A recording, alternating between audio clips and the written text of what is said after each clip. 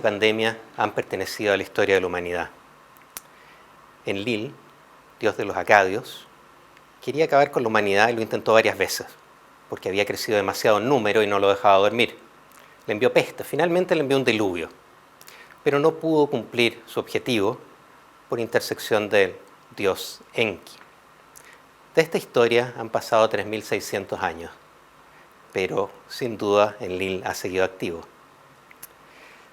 En diciembre del 2019, una nueva pandemia empezó a esparcirse por el mundo.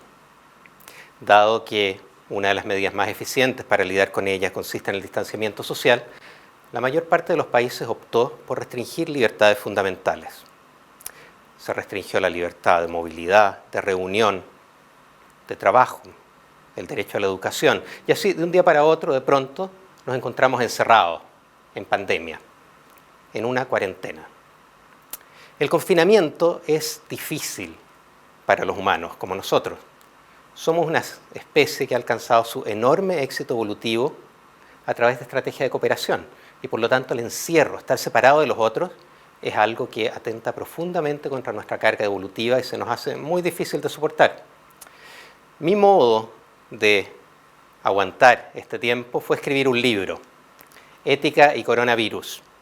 ¿Y por qué escribí este libro? Una de las cosas que me llamó profundamente la atención es que aceptásemos estas medidas restrictivas de la libertad sin siquiera cuestionárnoslos, cuando evidentemente son medidas que tienen muchísimas consecuencias muy negativas también. Las más evidentes son las consecuencias en la economía, pero como nuestras sociedades son sociedades en las cuales la economía cumple un rol sistémico, esto afecta a las vidas individuales. Se pierden empleos, se pierde renta, aumenta el estrés, aumentan los índices de depresión, la ansiedad, la violencia de género, los abusos sexuales. Se amplían las brechas educativas entre los mejor situados y los peor situados dentro de la sociedad.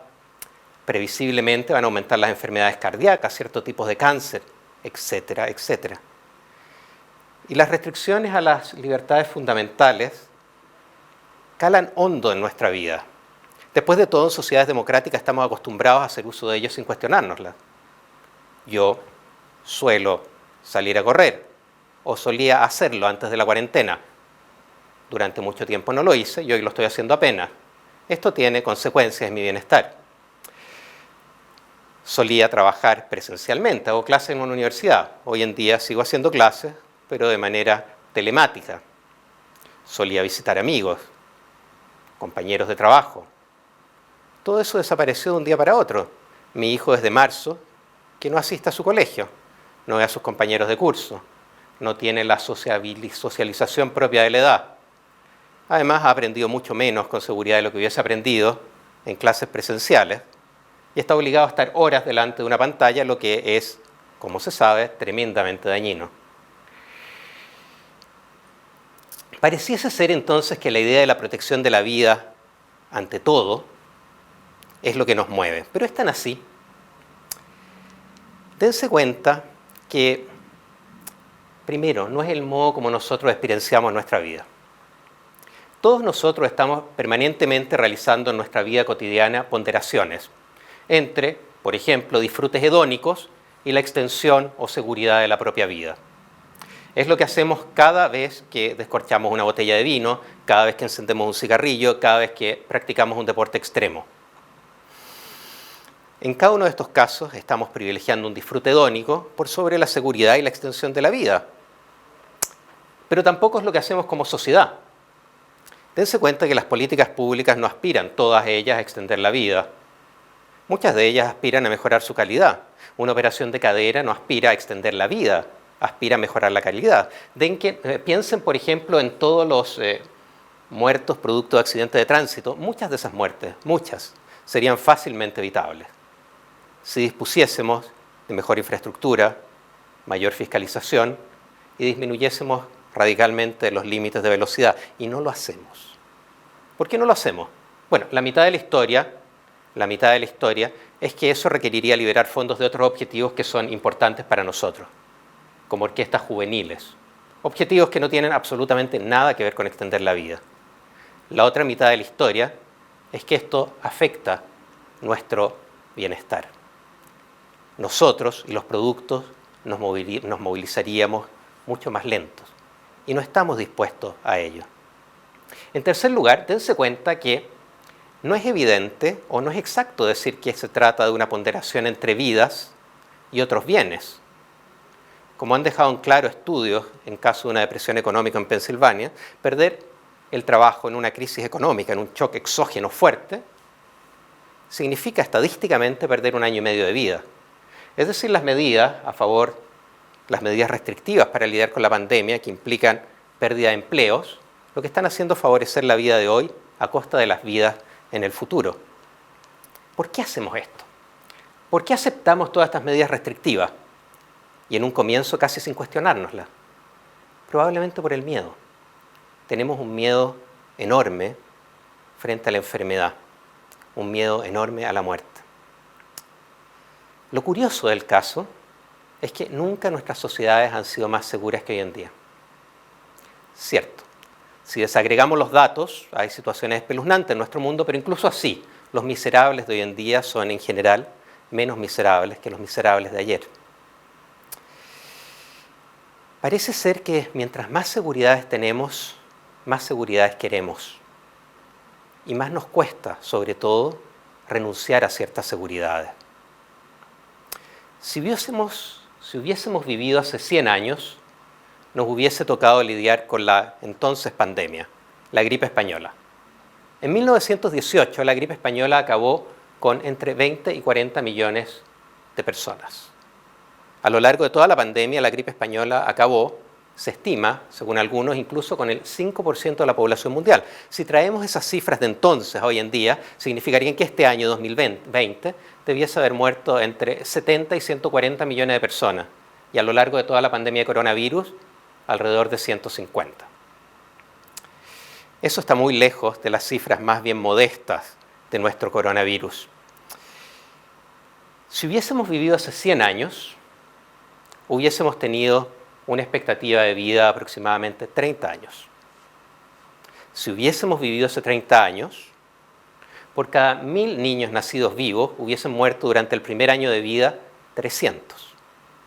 Hoy en día, la expectativa de vida se acerca a los 80 años y la tasa de mortalidad en el primer año de vida al 0,6%, 6 de cada 1000 niños.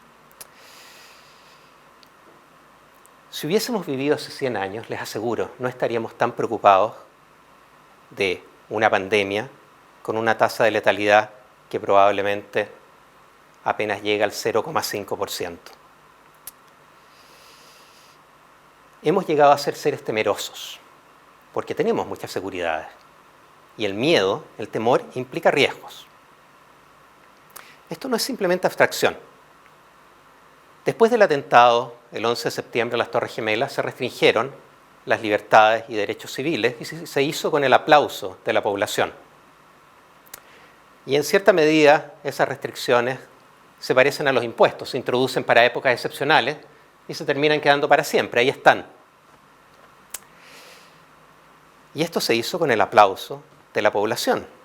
Esto lo entendieron muy bien los regímenes más autoritarios, que rápidamente empezaron a tratar de restringir libertades en pos de la pandemia, pero no solamente los regímenes más autoritarios, sino que nuestras sociedades democráticas está lleno de gente deseosa de utilizar todas las herramientas posibles de la vigilancia digital para tratar de controlar la pandemia, aunque así arriesgan su propia libertad. ¿Qué va a pasar después de esta pandemia? Buena parte de la discusión en torno a la pandemia ha girado en torno a los escenarios post-pandemia. ¿Va a ser este un mundo diferente, un mundo mejor, más de lo mismo? Y de alguna manera las crisis son como las galletitas de la fortuna de los optimistas. Es decir, cada cual puede interpretar el mensaje de acuerdo a su propia conveniencia. Y eso es lo que ha pasado. Muchos ven en esta crisis de coronavirus el fin del capitalismo, el fin del régimen patriarcal, una vida en consonancia con la naturaleza o con las enseñanzas de los pueblos originarios, etc. Creo que tenemos razones para ser más escépticos. En el Decamerón, Boccaccio nos cuenta la historia de 10 jóvenes nobles que para pasar la peste negra se confinan en una villa en las afueras de Florencia, contándose historias interesantes, ocurrentes y eróticas, alejándose del resto de la sociedad. En una pandemia, todos nosotros somos una amenaza potencial. Todos nosotros somos un vector que amenaza a los otros. Y por lo tanto, a lo que lleva la pandemia es a tratar de separarse de los otros. Es arriesgado suponer que en una pandemia en que la amenaza son los otros, vamos a terminar con una mayor cooperación o con una mayor solidaridad. Y esto es justamente lo que sucede. Dense cuenta de lo que hacen los países. Los países hacia afuera hacen valer su soberanía, impiden el ingreso de inmigrantes, y hacia adentro declaran el estado de excepción. Y la mayor parte de los habitantes lo que quiere es que vuelvan a ser posibles las transacciones comerciales de las cuales, como también sabemos hoy en día, depende nuestro bienestar. Pero quizás podemos ser más optimistas. Quizás hemos aprendido algunas cosas con la pandemia, o quizás podríamos suponer que debiésemos aprender ciertas cosas con la pandemia. Lo primero que debiésemos entender es que no nos tenemos que dejar dominar por el miedo. Los estoicos siempre hicieron hincapié en distinguir entre aquello que podíamos cambiar y aquello que no podíamos modificar. E insistieron en que frente a aquello que no podíamos modificar, frente a todo aquello que no podemos modificar, no nos apesadumbrásemos. Bueno, la muerte es algo que no podemos cambiar, es algo que pertenece a la vida. Así que lo mejor es aceptarla como parte de la vida.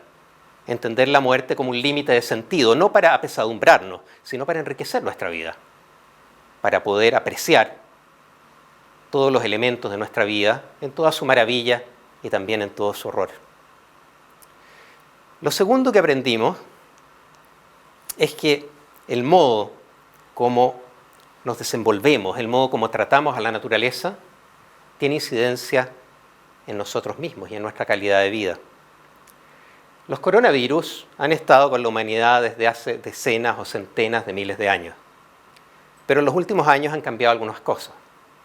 Ha cambiado, por ejemplo, el modo como producimos alimentos. Consideren, por ejemplo, la producción industrial de la carne. Esta producción se realiza en situaciones de hacinamiento que hacen más probable el surgimiento de estos virus. De hecho, las últimas pandemias que han afectado a la humanidad, todas han pasado de animales a humanos, probablemente, en situaciones de producción industrial de la carne o en los así llamados mercados húmedos. Es el caso del mercado de Wuhan, con esta última epidemia, pero es también la gripe aviar, que pasó en 1997 en Hong Kong de animales a personas, en un mercado húmedo, como el de Wuhan. Y es el caso de la gripe porcina, que pasó de cerdos a seres humanos en situaciones de producción industrial de la carne.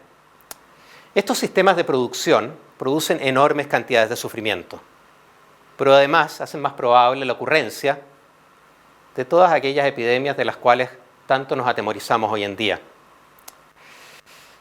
La pandemia es así una oportunidad para repensar nuestro modo de habitar el mundo, para repensar nuestros modos de producción y consumo, tanto colectivamente como sociedades, pero también como individuos singulares, con nuestras decisiones particulares. Así que tómeselo en serio y asuma su rol de ciudadano del mundo. Y aunque su aporte sea nimio a la destrucción medioambiental, cambie sus hábitos de consumo y de producción. No consuma tanta carne, ocupe menos agua, utilice menos su automóvil, traiga menos niños a este mundo, plante más árboles. No sé si Enlil dejará de enviarnos pestes, probablemente no, pero a todas luces será un mundo mejor para los seres humanos que lo habiten y para todos aquellos seres con los cuales lo compartimos. Muchas gracias.